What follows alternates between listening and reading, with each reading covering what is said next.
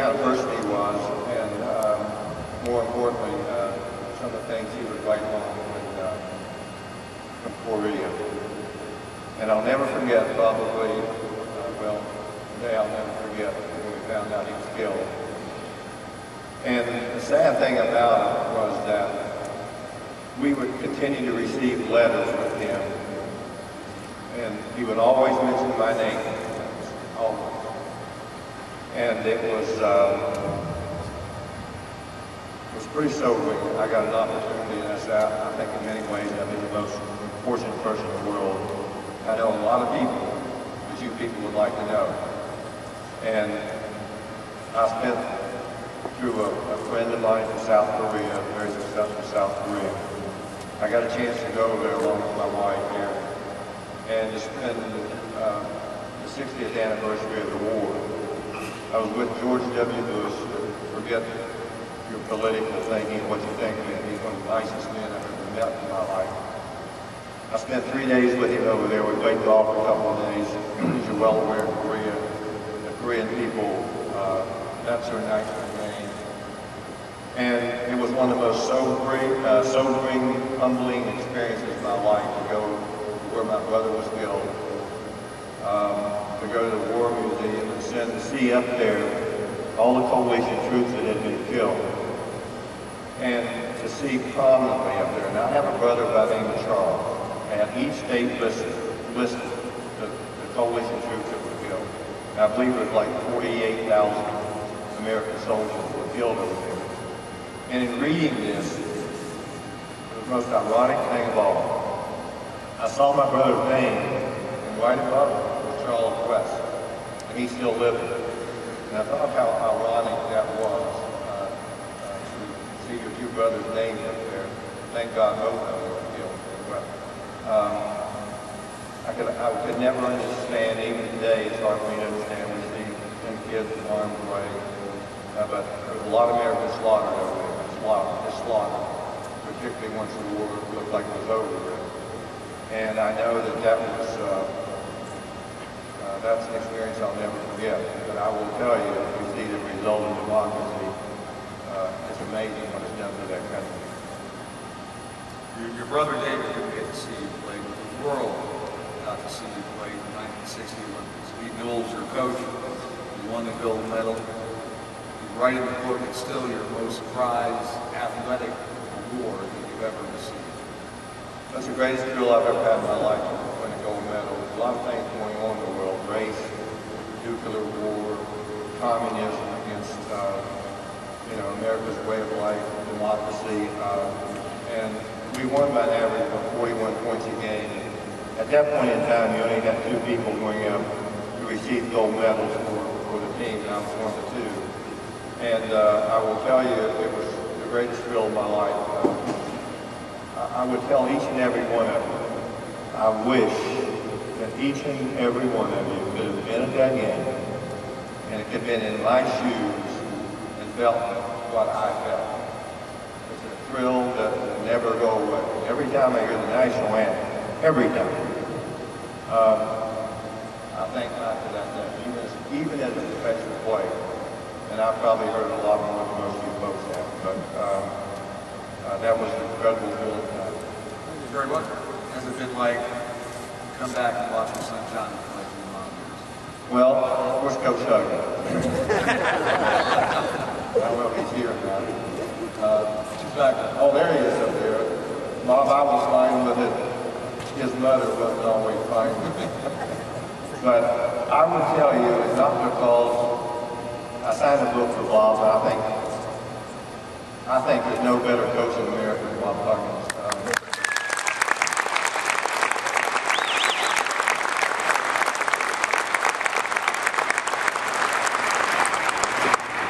And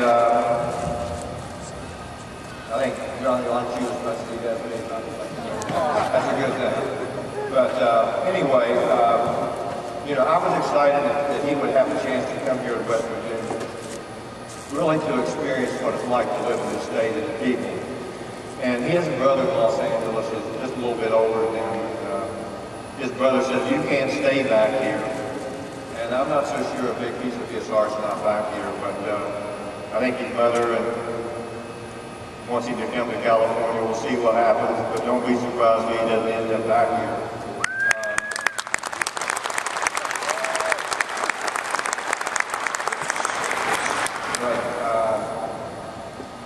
They had a night for me in Los Angeles recently, and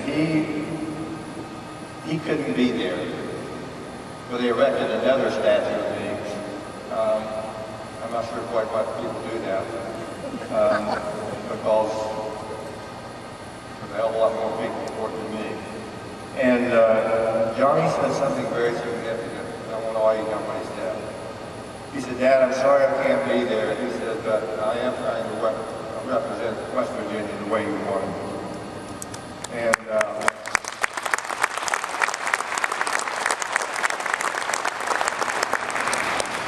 as a father, that's pretty cool with you. Pretty cool. As a reminder, folks, if you do have questions, put them down on the little cards and we'll get them out there. I want to close with just a couple of things that come from the book. And I would encourage everybody to read this book. If you appreciate this state, the Appalachian culture, to appreciate what motivates people, great people that have represented our university well, this is really a must-read. But Jerry, the phrase that caught my attention as I was reading the book is a phrase that I think describes Jerry West and the dignity of Jerry West better than anything. It's a phrase from the author Thomas Merton. The almond tree bears its fruit in silence. Jerry has a dignity about him that is second to none. And the fact that through all the tumultuous times, your childhood, playing basketball in high school and college, your unbelievable NBA career, your career as an executive in the NBA, you have been quiet. And that speaks volumes. Well, as I say, this book was very difficult to read, and obviously Jonathan Coleman, who was a collaborator in this book, for 2 or 3 times I wanted to stop. Not very much to relive some ugly incidents in my life, and frankly I've never talked about it before, but there's a lot of us that have grown up under difficult circumstances. And if you have a great belief in yourself, you have a great resolve, and if you have people that are your mentors and encourage you, I'll promise you one thing, that you can get to where you're going regardless of the obstacles. There's going to be a lot of bumps in the road. There's going to be a lot of people telling you no, but I promise you can get there if you want to compete yourself. So don't give up on your dream. Boy, oh boy, dream big. Let me, if I could, close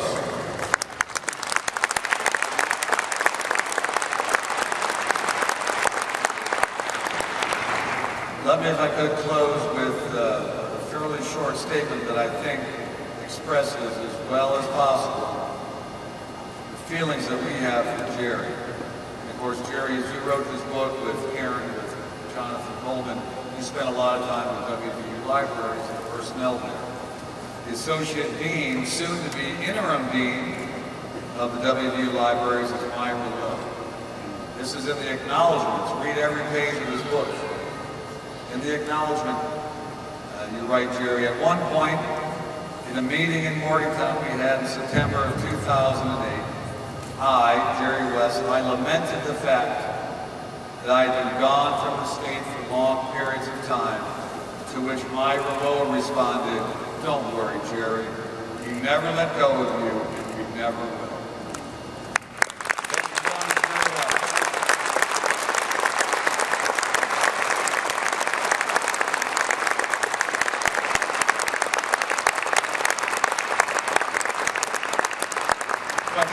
I think Gretchen has some questions, so Gretchen, why don't you go ahead and let loose.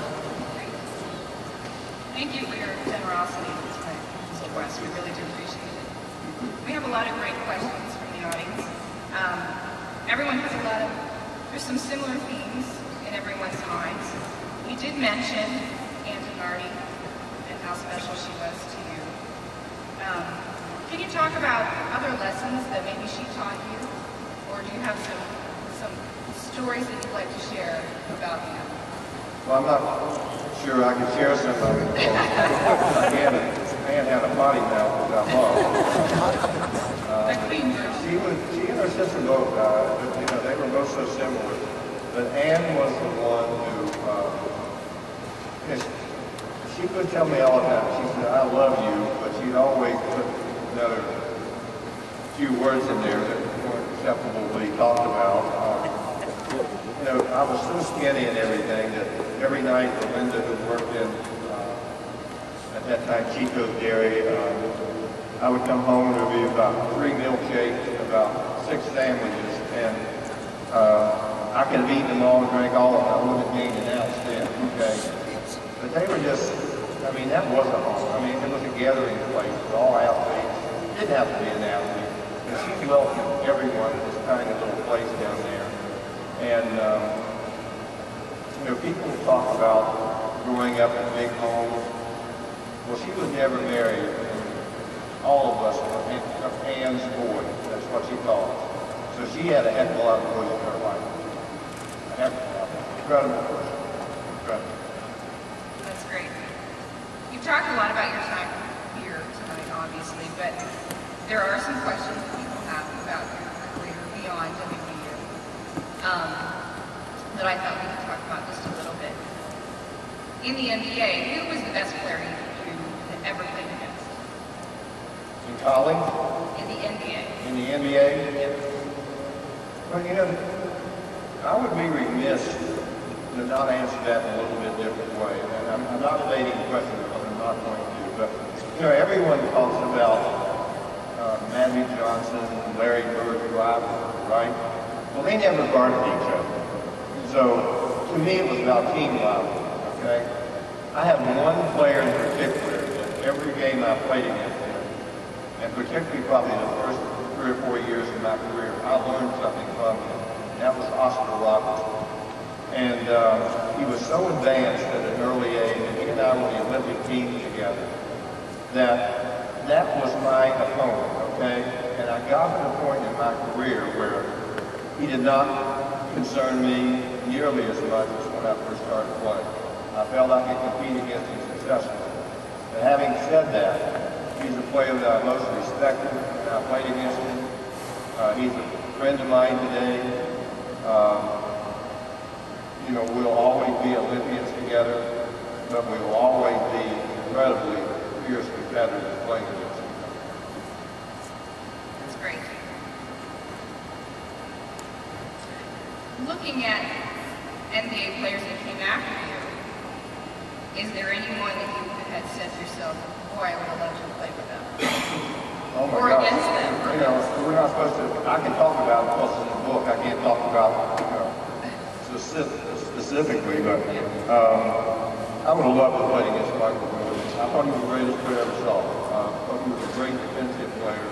He's also a great offensive player, and competitive second to none. Obviously, there's a young guy out in California, not so young anymore, but people like Kobe Bean, a pretty aptly named, well, he is special. But there's a lot of players I would like to compete against. But I would love to have competed for them to have competed with what we had to compete with. We didn't have a weight room. We didn't have training. We didn't have the best of medical care. We played 3 nights in a row. I hear players today talking about, and I admire the players tremendously. We have some wonderful players, and I'm not one of those bitter ex-players. But when I hear coaches talk about players being tired, playing 2 nights in a row, well, they should have tried 5 nights in a row like I did one time, okay? And from Los Angeles to New York, I think we ended up in St. Louis. We used to play 3 nights in a row a lot. I liked it. I liked it. And in my career, I think 6 times in my career, I averaged playing up to 40 minutes a game with good teams. And if players are playing more than 35 or 36 today, they think it's a lot. And I don't think it's a lot. But I think the more you play, the better you play. I told Bob before we got here that he likes to practice a hell of a lot more than I like.